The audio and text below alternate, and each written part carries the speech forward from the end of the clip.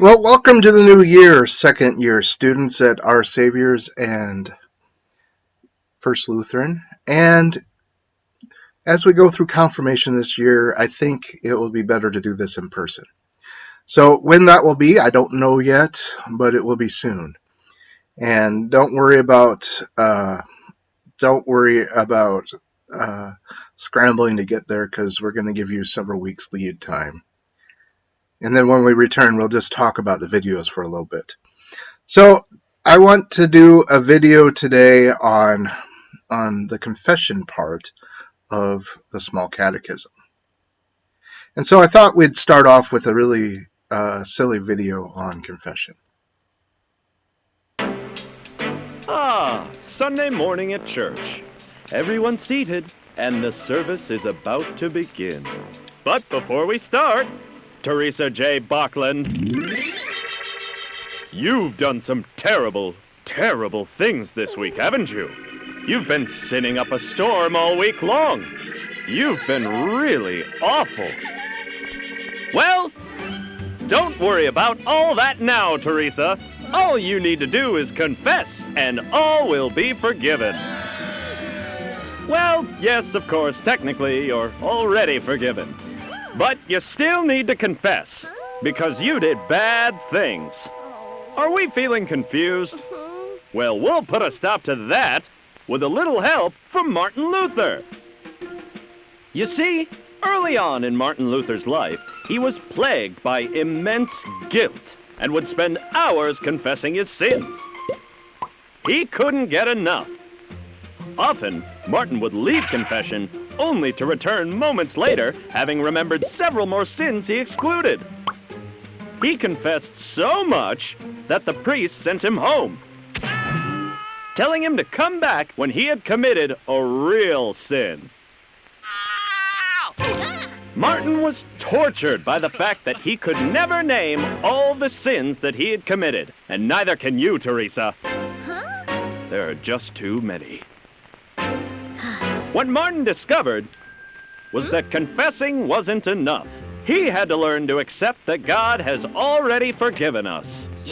So, you might ask, if all we need to do is accept God's forgiveness, why do we need to confess? Perhaps confessing is a way to admit to yourself that you've sinned and that you need God's forgiveness. And so, in order to accept the forgiveness that God has already given you for free, you must confess. But remember, no matter how much you confess, you'll never be free of sin. Is all this making sense, Teresa? It's simple. You're already forgiven, but you still need to confess. All the while knowing that you're only going to sin again tomorrow. Got it? Now, let's get back to the service. And remember, Teresa, we always start with a confession.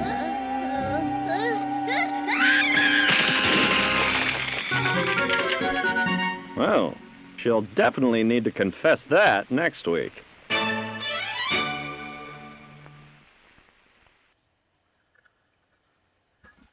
So for confession, it's actually in the Lutheran Catechism, and it's a big part of what we do.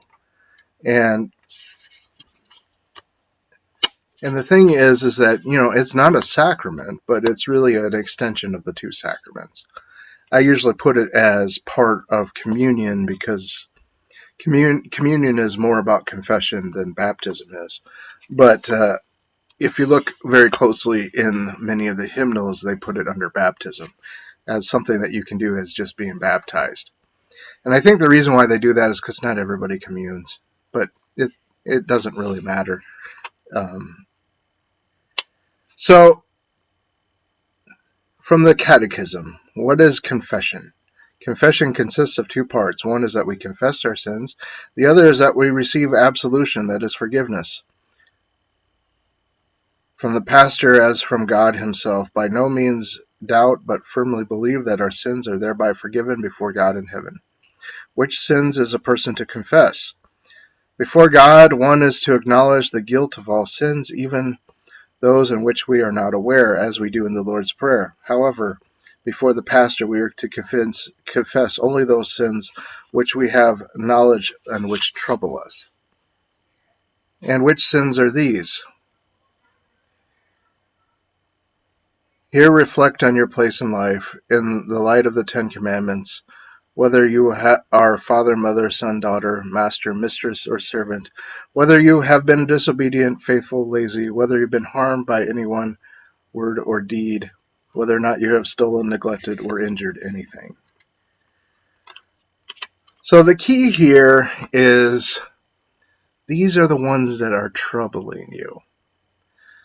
So I know that the video is kind of silly, but it actually is kind of accurate. So as a Lutheran, the way we do things, the more you progress as a Lutheran, the more you're going to realize that you are a sinner. And the more that you realize of what you've done, just like Martin Luther did. And so once it gets to a point, the priest told Martin Luther to come back when he had a real sin. And so the thing is that Martin Luther had gotten to the point where he realized just how many minor things he does in a day that are considered sins. And the thing is that everybody does minor little things. So confession is more about us than it is about God. So it's more about us to get to a place where we can accept that God has forgiven us, because God has already forgiven us. So in one sense, confession isn't necessary.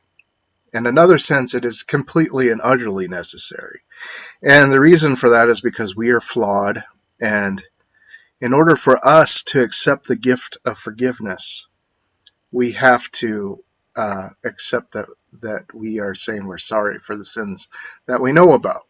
Now, and I'd also add that are troubling us.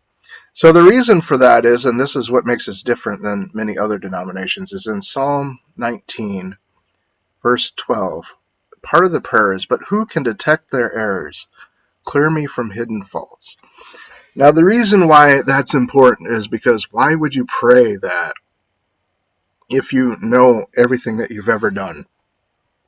And some denominations require you to do just that, is to list every sin that you have ever done. So this is what I would like you to know about confession, is that when we do it as part of church, it's part of how to get you ready to worship. So if there's anything on your mind that's weighing you down, if there's anything that is preventing you from worship, that's what the confession is for. And then you would confess to either a pastor or another person in the church if there is something that is really weighing you down. Otherwise, you can just do it anytime to God, anytime.